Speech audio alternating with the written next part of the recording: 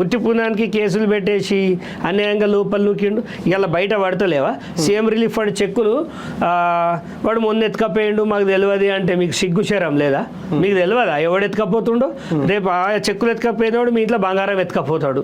నువ్వు మినిస్టర్ అంత పెద్ద తోపు మినిస్టర్ 10 ఏళ్ళు పీక్ పారేసినావు, నీకు ఇంట్లో వాడేమి ఎత్తుకపోతుండో సోయలేదా నీకు? నేను మంత్రిగా ఉన్నప్పుడు నా దగ్గర కంప్యూటర్ ఆపరేటర్గా పనిచేసిండు. సో నా వ్యక్తిగత పి అయితే ఆయన కాదు అని చెప్పి ఆయన తప్పి అట్లా ఇంకెన్ని పోయినాయో మరి. ఇప్పుడు నేను అంటున్నా అట్లా ఎన్ని పోయినాయో అంటున్నా. ఓకే, అంటే నువ్వు ఎన్ని చూసుకోకుండా ఎన్ని అక్రమాలని కిందోలు చేస్తుంటే నీకు సోయలేదా? ఉండాలి కదా. నువ్వు అంత పెద్ద క్యాడర్ నీకు తెలియకుండా ఏది జరగదు. ప్రపంచం తెలుసు, నువ్వు ఏమేం చేస్తావో కూడా నీకు తెలుసు. కానీ మీరు రిబ్బన్ కటింగ్ చేస్తూనే 15,000 ఇచ్చిన ఆర్డర్ వాడని అడుగుతావు. నువ్వు 15,000 వదిలిపెట్టను, నీకు ఇవన్నీ వదిలిపెడతావా? ఏందండి హరీష్ రావు చరిత్ర ఎవరికి తెలియదు? మా మైనంపల్లి అని అంటాడు ట్రంక్ పెట్టే పట్టుకొని వచ్చిండని. దానికి నేను ఇంకో మాట యాడ్ చేయాలనా? హరీష్ రావు ట్రంక్ పెట్టే కాదు, ఎన్టీఆర్ గవర్నమెంట్లో ఫ్రీగా 10 ఫోన్ కాల్స్ ఉండు. ఎవరికి? ఎమ్మెల్యేస్కి ఫారిన్ కాల్స్ మాట్లాడుకోనికి. అప్పుడు హరీష్ రావు ఏం చేసేటంటే కేసీఆర్ గారి వైర్లు తెంపి వేరే ఫోన్ పెట్టి దానికి జాయింట్లు కొట్టి ఈ దుబాయ్ మస్కట్ ఫోన్ చేసుకునే వాళ్ళు ఉంటారా, వాళ్ళకి ఫోన్లు మాట్లాడించి పైసలు తీసుకునేటోడు. ఇది నా చరిత్ర, ట్రంక్ కాల్ చరిత్ర. ఓకే, ట్రంక్ పెట్టేతో పాటు ట్రంక్ కాల్స్ చేయించిన చరిత్ర అయినది. ఇలా చిల్లర పైసలు వదిలాడు. ఓకే, మిమ్మల్ని ఒక్కలే టార్గెట్ చేసిండు హరీష్ రావు లేకపోతే చాలా మంది ఫోన్ ట్యాపింగ్? మా దగ్గర మా ఇప్పుడు నిలబడి అభ్యర్థులలో దమ్ములేదు. సో వాళ్ళంతా వాళ్ళే కాబట్టి వాళ్ళకి ట్యాపింగ్ అంత ఉండదు. మా క్యాండిడేట్స్ ఫోన్లన్నీ చేసిండు. నేను చెప్తున్నా కదా, విత్ సాక్ష్యాలు చెప్తున్నాను. నేను టైంపాస్కి చెప్తాను. యాపిల్లోనికి మనసపడ్డగా పంపలే నాకు మెయిల్. మరి మీకు వచ్చింది ఆ మెయిల్? లేదు, మాకు రాలేదు. మరి నాకెందుకు వచ్చింది మీరు చెప్పండి. 6 నెలల కిందడే చెప్పినా అండి, 6 months బిఫోర్. మరి 6 నెలల కిందట రఘునందన్ రావు ఎందుకో చెప్పలేదు ఈ మాట? ఇవాళ ఎందుకు వస్తుండు? సో ఫ్రీ పబ్లిసిటీ, ఏడ సబ్జెక్ట్ ఉంటే ఆ సబ్జెక్ట్లో మనం వెలిగిపోవాలి అనే ఒక తాపత్రయం. తప్పేం లేదులేండి, డబ్బులు ఖర్చు కావద్దు అనుకున్నప్పుడు ఇవన్నీ సర్వసాధారణం. సో ఎవరెవరి ప్రమేయం ఉంటుందని ఒక హరీష్ రావు ప్రమేయం. నెంబర్ 1 హరీష్ రావు, ఇంకా నెంబర్ 2 కేసీఆర్, కేటీఆర్, ఎర్రవెల్లయ్య గారు ఆబ్వియస్లీ. అండ్ నేను లైవ్ చూసిన రాధాకృష్ణరావు ఎవరండి?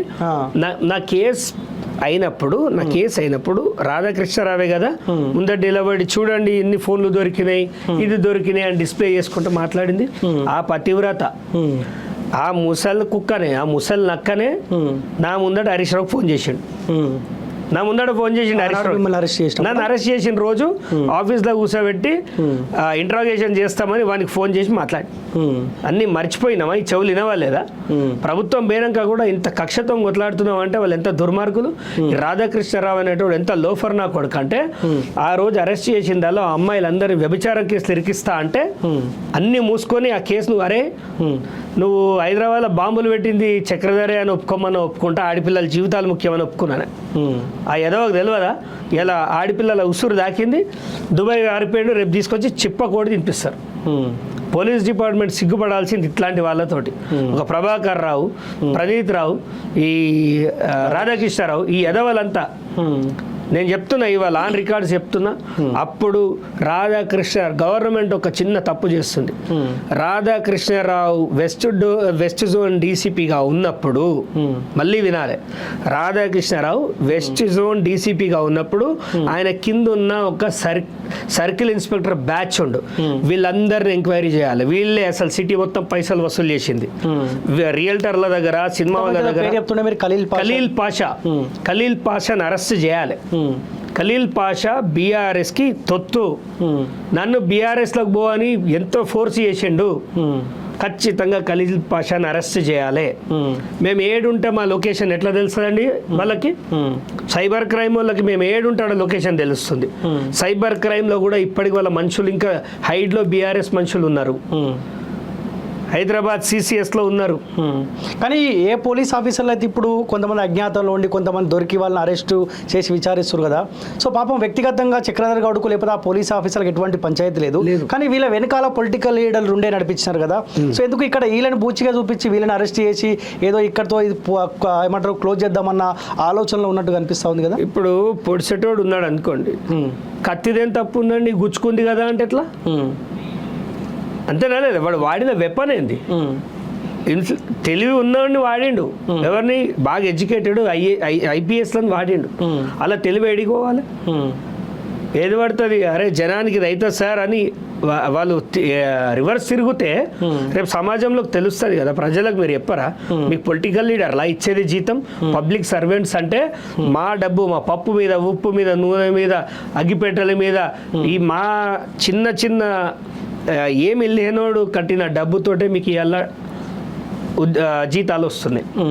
మీరు పబ్లిక్ నోటీస్లో పెట్టుంటే మీరు మీద ఎంత గౌరవం ఉండు, అంటే నీ ఒక్కడి ఉద్యోగం కోసం ఇంతమందిని బలి చేస్తారా, ఇంతమంది ప్రైవసీని ఖతం చేస్తారా? అంటే ఇలా భార్యాభర్తలు ఏమన్నా మాట్లాడుకుంటే ముచ్చట్లు కూడా విన్నారంటే మీరు ఎంత లోఫర్లు రాబాయ్, మీకు సిగ్గుందా? మీరు చదువుకున్నారు రాబాయ్, మీ పోలీసు ఉద్యోగాల బ్రోకర్ గాళ్ళు అమ్మాయిల వ్యాపారం నడిపించేటోడు వీళ్ళకంటే వింటారా అండి? ఆ మాట ఎంత కరెక్ట్ అది? ఇంకొకడు బీఆర్ఎస్ నాయకుడట, సొంత పెళ్ళాం ఫోనే ట్యాప్ చేయించిండట, నోట్లు ఉంచిపోతుంది రేపు. సిగ్గుండాలి కొంచెమైనా. ఇప్పుడు కేటీఆర్ ఏమంటా ఉండు, సరే ట్యాపింగ్ చేస్తే చేయొచ్చు, ఇద్దరు ముగ్గురు లుచ్చాగాల ఫోన్ ట్యాపింగ్ చేయొచ్చు అంటే ఒప్పుకున్నాడు కదా. 100 రూపాయలు దొంగతనం చేసినా సేమ్ దొంగతనం కేసే, ₹1,00,00,000 దొంగతనం చేసినా ఒకటే. అంటే కేసు ఇప్పుడు కేటీఆర్ యాక్సెప్ట్ చేసేసిండి కదా, అప్పది మెడకు పడేది ఉందని. కానీ 1-2 చేయని కూడా పర్మిషన్స్ ఓడిచ్చిండి మీకు, లంగాగాళ్ళై చేస్తామంటాడు. ఇప్పుడు కేటీఆర్ ఒక రకంగా ఏమంటా ఉండంటే ఎవరైతే ఫోన్ ట్యాపింగ్ గురైన వాళ్ళు తెరపైకి వస్తారో, సో కేటీఆర్ దృష్టిలో వాళ్ళంతా లుచ్చగాలన్నట్టే, లంగాగాళ్ళ అంటాడు. అంటే ఇప్పుడు రఘునందన్ నాది ఫోన్ ట్యాప్ అయింది లంగాగాడ, లుచ్చగాళ్ళ అంటారు. మరి దీనికి ఆన్సర్ బీజేపీ వాళ్ళు చెప్పాలి, మా అన్న లంగాగాడ అంటావురా అని. అంతేనా లేదా? నేను అనలే మరి. కేటీఆర్ 1-2 అన్నాడు, ఇక మా రేవంత్ అన్న తిట్టినాను మేము చూసుకుంటాం. మరి మేము అన్నాడు, మరి మీ సంగతి నా ఇది ఏడ్చుడు బంద్ చేయరు. ఫస్ట్ మీకు శాతం అయితే ఆ వెంకటరామరెడ్డి దొంగ వాళ్ళ సంగతి చూడండి. వాడు 100 కోట్లు పెట్టి ట్రస్ట్ పెడతా అంటాడు. 100 కోట్లు అట, 100 కోట్లు అండి పబ్లిక్లో వైట్ మనీ చెప్తాడు. ఏడికెళ్ళి వచ్చినాయి, నువ్వు కలెక్టర్వే కదా, పబ్లిక్ సర్వెంట్వే కదా, ఏడికెళ్ళి వస్తాయి నీకు? పైసల వర్షం కురిసిందా? ఒక 10 రూపాయలు వంచుతా అంటే దాని లోపల నువ్వుకిరే, మరి 100 కోట్లు పెట్టి ట్రస్ట్ పెడతా అంటాడు. కానీ ఏసీబీ దాడు లేపియండి. ఒకప్పుడు మల్లన్న సాగర్ మీద ఎంక్వైరీ చేయించండి, రంగనాయక సాగర్ మీద ఎంక్వైరీ చేయించండి, అన్నపూర్ణ రిజర్వాయర్ మీద ఎంక్వైరీ చేయించండి, కాళేశ్వరం మీద చేయించండి. ఈ దొంగలు దొరకకపోతే వీళ్ళ బట్టలు చింపి కొడతారు పబ్లిక్ ఒకరోజు. రేవంత్ రెడ్డి ఏం పీక్కుటో పీక్కో అని కేటీఆర్ అంటున్నాడు. ఆయన వాళ్ళ అయ్య భాషనే, వాళ్ళ అయ్యోటైతే కొడుకు ఒక సవాల్గా స్వీకరించాలి. కేటీఆర్ అంతా ఓపెన్గా చెప్తా ఉండు, మీ కాంగ్రెస్ పార్టీ మీ ముఖ్యమంత్రి ఒక సవాల్గా స్వీకరించి ఎవరు దోషి, ఎవరు ట్యాపింగ్ గురైనరు, పోలీస్ అధికారుల వెనకాల ఎవరు, సో ఈ వ్యవహారం మొత్తం కోసం ముడబడే అవకాశం ఉంటుందా? అన్నీ మున్నడబడతాయి, ఏది ఆపడైనా. ఇప్పుడు రేవంత్ రెడ్డి గారు ఏదో ఫ్లైట్లో పోతుంటే హరీష్ రావుతో కలిసి ముచ్చట పెడుతుండు అని చెప్పారు. ఎవరు? రఘునందన్ రావు గారు. అవును, మీరు చూసిర్రా? మీ దగ్గర ఎవిడెన్స్ ఉందా? విత్ ఎవిడెన్స్ పెడతా అన్నాడు, ఉంటే ఎప్పుడో పెట్టేటోడు, లేవు కాబట్టి మాట్లాడుతాడు. ఇప్పుడు నా దగ్గర ఫోన్లు ఉంది కూడా చూపించిన, నీ దగ్గర ఉంటే చాలా సవాల్ ఇసురుతుందాం చూపి.